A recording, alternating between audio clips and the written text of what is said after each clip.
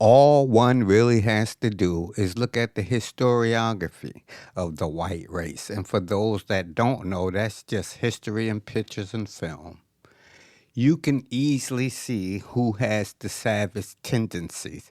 But because I'm a black person and you won't believe me, I'll let a white looking person tell you who the real savages are. I don't want to check it. When they attack black people after they've been murdered, when they did absolutely nothing wrong, you're pushing us to the limit. And what do I mean by that? You're asking us to talk about history, the history of the South. This is in Georgia. What happened in Georgia? There were savages in Georgia. It was the ancestors of the white right-wingers. They were absolute savages.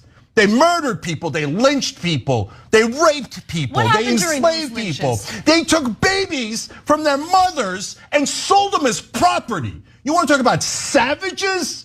Your ancestors were the biggest savages the world has ever seen. So don't you dare call a black man a savage after you murdered him.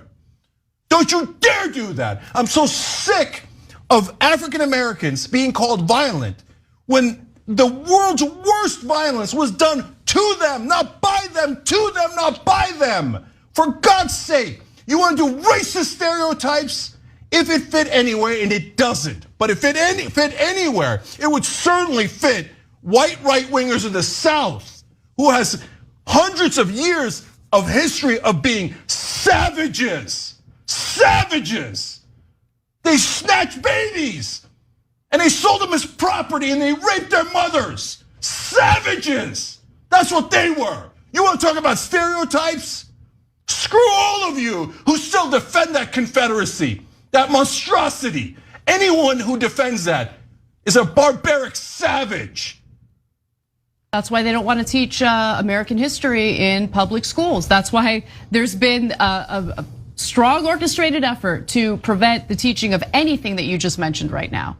Because, hey, God forbid that, children learn about the real savages in this country's history.